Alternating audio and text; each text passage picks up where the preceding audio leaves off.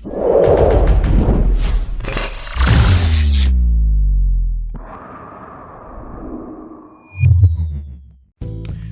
humans, and welcome to another episode of Gen X Gamer, Eurogamer, right? They put up this review and now it's become infamous. Let me just say this, right? This game is not for me. It's not the kind of game I would play, maybe on sale. Maybe if I find a hard copy. It's just not my style of game, right? Based on the subject matters that I've seen so far, it's just not my cup of tea, right? But there are games that are not for me that are good, right? Baldur's Gate is a great game. It's just not for me, right? I don't like it. A game could be good, and it's not my preference. And regardless whether, people call it, politically driven game or woke game, whatever you want to call it, you can make a game like that that's still good, that has good writing. Let me just say this, the writing that I've seen, the dialogue that I've seen hasn't been good, right?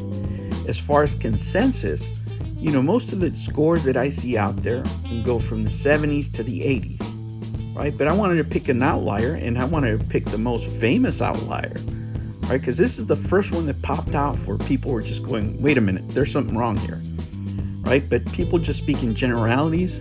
Most of the people that criticize this or take the information in have actually never heard the review. What does the review say? Right, for me, what I notice is it doesn't go deep enough into the dialogue, the writing, of an RPG, which for me is the most important part. Now, I'm a huge fan of JRPGs, right? I action RPGs, American ones, there's a few that I like, but mostly, I'm an Atlas guy, right? But I will play an RPG if it's an American, if it's good, right? Of course I would. In this particular case, with the themes, with the storyline that I see, it's not a game that I'm going to buy on day one. I may purchase it for a good price on sale later on just to experience it. But like I said, I don't want to be overly negative on the game because I haven't played it. And I think it's unfair to judge something negatively if you haven't played it. I can only judge the dialogue. I can only judge the writing that I've seen. And it's not for me. Right? I think it's weak. I've seen better writing in other games. I think they could have done a better job, but that doesn't mean it's not a fun game. The gameplay might be fun, but I'll let you guys decide. Listen to the review. I purposely didn't put the guy's name on there because I don't want to be accused of, having somebody harass him or anything like that. I just want you to read the review, follow along or just listen to it and tell me what you think. If you have a review code, if you played the game or if you plan to play the game, you guys tell me if this sounds like a fair review or not. All right, guys, let's go. Dragon Age, the Vailguard review, the best BioWare game I've ever played. How about that? Image credit, Eurogamer/EA BioWare. A fantasy role-playing game of astonishing spectacle. This is the best Dragon Age, and perhaps BioWare, has ever been. There are moments in Dragon Age, the Vailguard, where all I can do is stop and gawp. To see a fantasy adventure brought to life around me at such scale and with such drama is astonishing. I keep expecting the illusion to falter and for the game to tire, but it never does. Always, the ante is upped and the centerpiece grows. I gawp. I hold my breath. I have never been on a BioWare ride like this. But around that is a game of surprising breadth and depth, one I hadn't necessarily expected. I feared it shallow, but there's crunchiness to the role-playing systems. I feared it narrow, but there's a magnificent world that yawns open as you play. It's as filling as any Dragon Age game before it and every bit an RPG, and yet, it's also more. By pushing towards action game territory like Mass Effect before it, the Vailguard has realized a physicality and immediacy we've never seen in Dragon Age, and it's a freedom that's exhilarating. It pulls us closer to the world and the world-shaking events of the game, and what events they are. The Vailguard makes the Dragon Age games that came before seem trivial by comparison. The series has evolved. Dragon Age has never been this good. We pick up events in the Vailguard 10 years after the story of Dragon Age, Inquisition ended, following new hero Rook on the path of our old frenemy Salas, the Inquisition companion revealed to be an ancient elven god at the end of that previous game.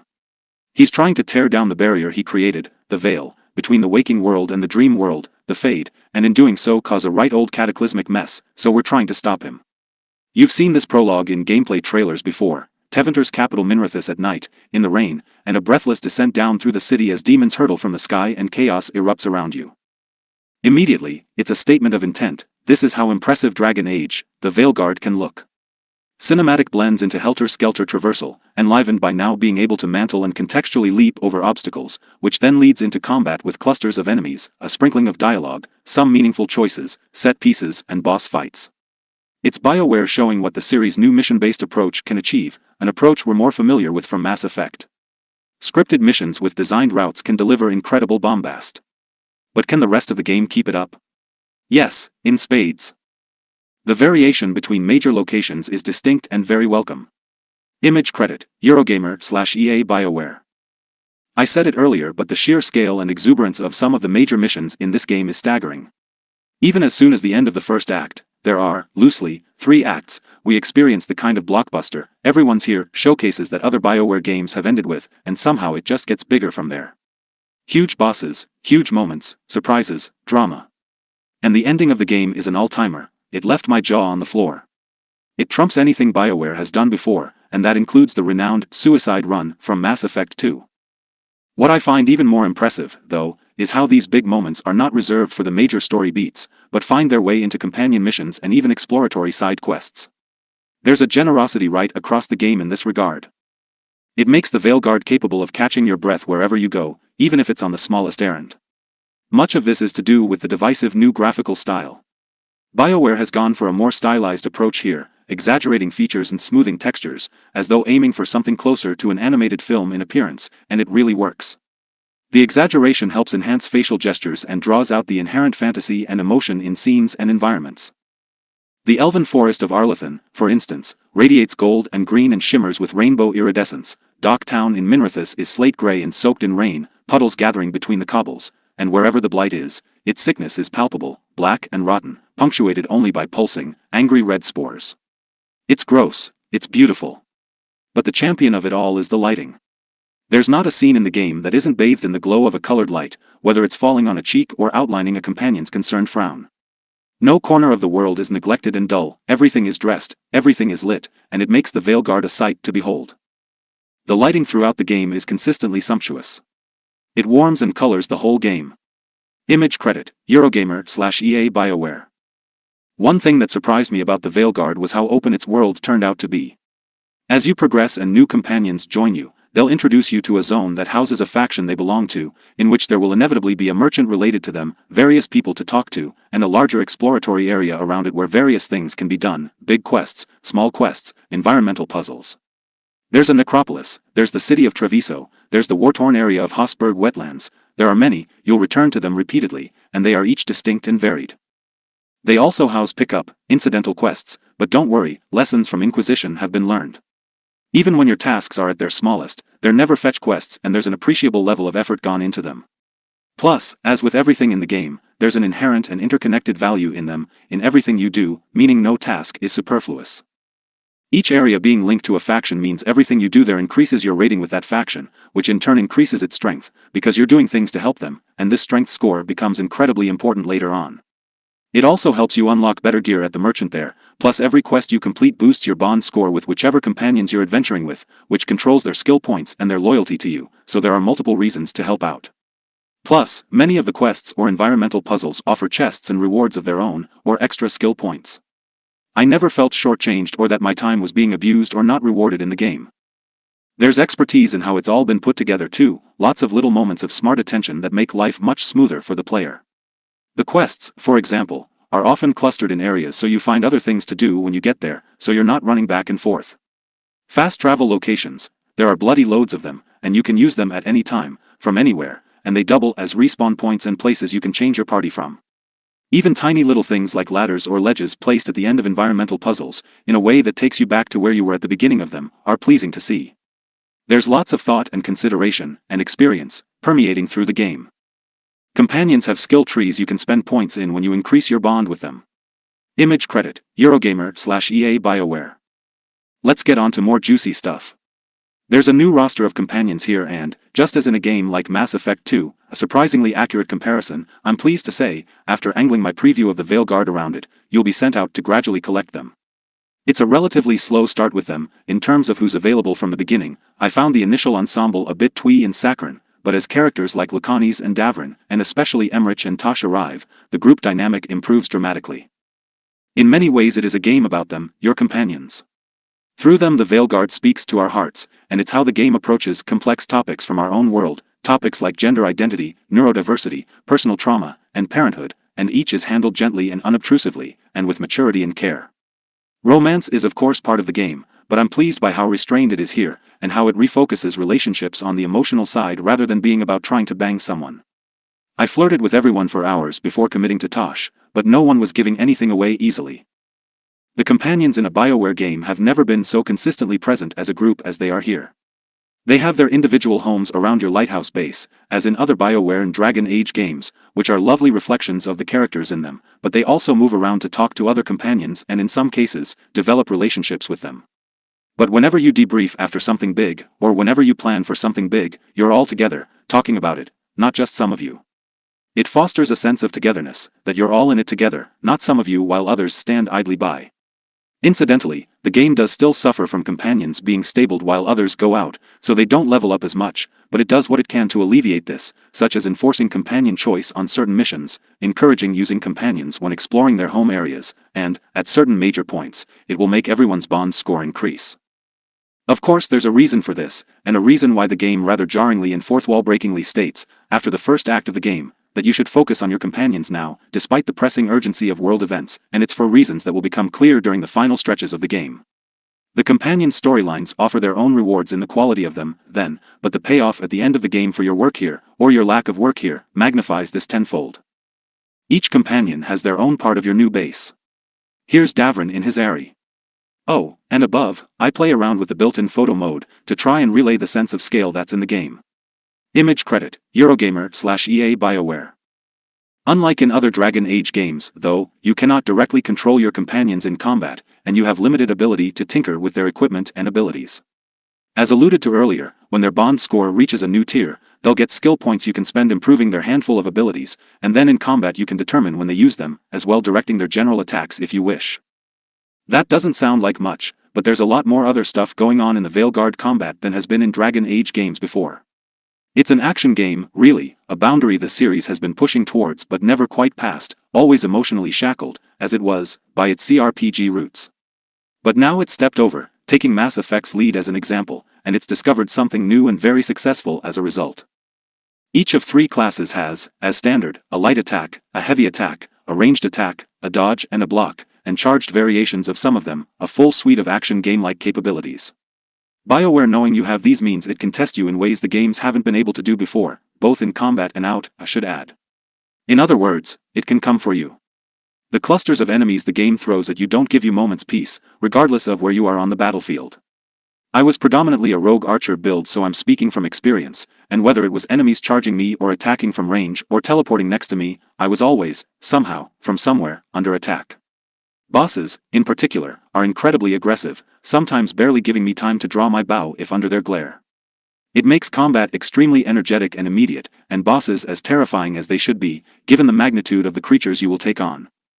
Consider that and all of the dodge rolling and parry timing and sprinting around, and active aiming and button press combos you're asked to pull off, and it's a blessed relief you don't have to micromanage companion combat. But it does mean combat can sometimes feel tough and relentless, especially when piled upon by multiple enemies at once. Coupled with a slight sense of repetition among enemy types, I suppose there's a limit to how many different enemies a game can realistically have, and there are occasions where it tips into choresome, and frustration creeps in. The red items are unique items, and they're powerful enough for you to alter your whole build around. I tried this bow for a while, but being limited to only one shot was too punishing. Image credit, Eurogamer/EA BioWare. Leveling up saves it. The more special abilities you unlock, such as the ability to charge up headshots and, hallelujah, briefly slow time, the more manageable it becomes. It's a wonderful, freeform system, character building. There are 3 specializations for each class, but everything is spread out across one big skill tree, so how you get to those specializations is up to you. There are special abilities, button press abilities, passive abilities. There's a lot here for a min-maxer to think about as you plot your route around the tree, and the best part is you can respec whenever you like, as many times as you like, so you can try everything out, as you can with your companions. I love the trend of games doing this. On top of that, there's surprising build depth lurking among your equipment. Item rarity bonuses will combine better with certain builds than others, and you can enchant equipment and even abilities to focus this further still. Then there's temporary rune buffs you can activate during battle for situational power-ups. Put all of this together and multiply it by your companions and you've got a fairly hefty theory crafting equation. It's actually the most engrossing Dragon Age game I've played in this regard, and when you start finding build-defining unique items later on, it edges towards an experience like Diablo. I've got a flowery bow that fires 3 arrows at once, for example, mitigated slightly by only doing half damage, and I've also got a ring that makes all of my ability damage suddenly do fire damage. That combines brilliantly with Tasha's fire-focused abilities, and Tosh and I also have abilities that prime each other's detonation effects, combo, basically, which slow time and cause huge damage. Start mixing all of that together and building around it and you've got fireworks. That's a long way of saying that the guts of the Vailguard are really good and that it feels great to play, and that it gives you plenty to chew on. But where the game becomes truly exceptional is the ambition of the story and the moments it places you in. There are some hard decisions to make. A lot of them come later in the game, but even early on, there are moments where you'll decide the fate of entire cities, then see the repercussions of that choice both in the area itself and, brilliantly, through the companion linked to it, both mechanically and narratively. A wonderful touch. Your companions gather to talk about everything you do, which I really like. The baddies, Guyla Nain is pictured here, are memorable too, particularly her. Image credit, Eurogamer/EA BioWare. The villains themselves, Guyla Nain and Elgarnan, are a delightful pair too. Or trio, depending on how you class Salas, whose true intentions never quite seem clear. They're all brought to life majestically, Guyla Nain as a writhing squid-like menace and Elgarnan as larger-than-life pantomime villain. Through them, and elsewhere in the game, you will plumb the very depths of Dragon Age's lore, and learn such secrets as I've wondered for years about, where so much of this began. As an admirer of the series' lore, I feasted. There were moments I squealed at what was being revealed. It goes there, oh it goes there. Then that ending, the all-timer. What I find so special about it, beyond just the scale and ambition of its enormously impressive cinematic spectacle, is how it brings the whole experience of the Vailguard together as a role-playing game. How it pays everything off, that time spent building faction relations, that time spent with companions, even the time spent hunting for Salas memories in the crossroads, where you'll find a lot of that juicy lore. Everything is honored, everything seen and referenced, and it makes it feel so very worthwhile because of it. What BioWare has managed to accomplish here, in the face of all the pressure it's faced since Dragon Age Inquisition came out 10 years ago, is extraordinary. From head to toe, wing to wing, the Vailguard is exquisitely realized and full of sophistication across systems and storytelling. It's warm and welcoming, funny and hopeful, gentle when it needs to be, and of course it's epic in a way I think will set a high bar not only for BioWare in years to come but for role-playing games in general. This is among the very best of them. It is the strongest and loudest answer BioWare could have mustered for the people still doubting whether it could do it. The answer is yes, emphatically. The Vailguard is spectacular. BioWare is back. A copy of Dragon Age, the Vailguard was supplied by EA for review. New videos every Monday and Sunday. Thank you for joining me on another episode of the Gen X Gamer. Remember to like and subscribe, click that notification bell, and remember, never ever be afraid to be happy. I'll catch you on the next one. Take care.